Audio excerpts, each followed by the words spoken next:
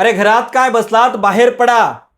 मराठ्याचा असाल तर शिवाजी महाराजांचा, माळ्यांचा असेल तर महात्मा फुलेंचा, धनगरांचा असेल तर अहिल्यादेवी होळकरांचा, मातंगाचा असेल तर अण्णाभाऊंचा, दलितांचा असेल तर डॉक्टर बाबासाहेब आंबेडकरांचा पुतळा घेऊन घराच्या बाहेर पडा. चौकात चौकात जा. चौकात चौकात कुणाच्याही ग्रामपंचायतची, नगरपालिकांची, जिल्हा परिषदांची कुणाचीही परवानगी घेऊ नका. पोलीस प्रशासनाची, कायद्याची अजिबात भीती बाळगू नका. जा चौकात चौकात जाऊन आपापल्या महापुरुषांचे पुतळे उभे करा. पुतळ्याचा खर्च परवडत नसेल तर कुणी निळा झेंडा, कुणी पिवळा झेंडा, कुणी हिरवा झेंडा, कुणी भगवा झेंडा घेऊन चौकात जा.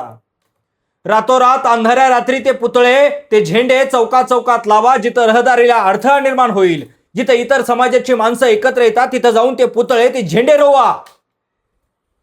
तुमच्या राजकीय बापाचं अस्तित्व टिकवण्याची वेळ तुमच्यावरती आली आहे. महाराष्ट्रात विकासाच्या नावानं बोंब आहे. आता जातीय आणि राजकीय अस्मितांचं राजकारण करणं गरजेचं आहे. तुमच्या राजकीय बापाचं अस्तित्व टिकवण्यासाठी तुम्हाला तुमच्याच गावात रॉकेल ओटून गाव पेटवून देण्याची वेळ आली आहे. कारण आता मराठा समाजच नाही तर माळी, धनगर, वंजारी सर्व समाजातील लोक सुद्धा राजकीय दृष्टिकोनातून जागृत झाले आहेत. सगळ्याच समाजातील लोक जर जागृत झाली तर सर्वांनी एकत्रित येऊन विकास करावा लागेल. तो तर तुमच्याच्यानं होणार नाही. तुमच्या राजकीय बापाला ते पटणार नाही. मग सगळे समाज एकत्र आणू शकत नसाल तर एक करा, आपल्या आपल्या समाजाच्या महापुरुषांचे पुतळे लावा. मग पुढच्या समाजातील लोक विरोध करायला येतील आणि मग तुम्ही सगळ्या महाराष्ट्रात कंडी पेटवायची. महाराजांचा अपमान झाला, फुलेंचा अपमान झाला, तुम्ही साऱ्या महाराष्ट्रात कंडी पेटवा. बाबासाहेबांचा अपमान झाला, अहिल्यादेवींचा, अण्णाभाऊंचा अपमान झाला. मग तुम्ही गावात काड्या लावून गावं पेटवून द्यायचं बघा. उरलं सुरलं पोरी सोरींना सुद्धा त्या आंदोलनात घेऊन या. पोरी सोरींच्या नावानं राजकारण करून त्यांच्या आबरूची लक्तर तुम्ही वेशीवरती टांगाल आणि त्यातूनही राजकारण करण्याचा मार्ग तुमच्या पुढे मोकळा होईल. महाराष्ट्राची ही परिस्थिती झाली आहे. चौकात चौकात जेव्हा पुतळ्यावरून गावातली पोरं भांडताना दिसतात ना, त्यावेळेस तिथं आलेले पोलीस, IPS अधिकारी, PSI सुद्धा विचारात पडत असेल की रात्रंदिवस कष्ट करून पोस्ट काढली ती यासाठी का? ज्यांनी पोस्ट काढली नाही त्यांचे हारतुरे आणि सत्कार होत आहेत. त्यांना नेता म्हणून निवडलं जात आहे.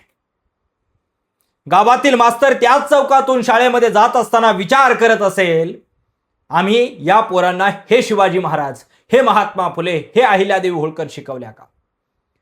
आपल्या राजकीय अस्तित्वासाठी महापुरुषांच्या नावानं भाजल्या जाणाऱ्या या पोळ्या गावाची गावं पेटवायला तयार झालेत. कायद्याचं राज्य ढाब्यावरती बसवण्याचं काम तर चालूच आहे.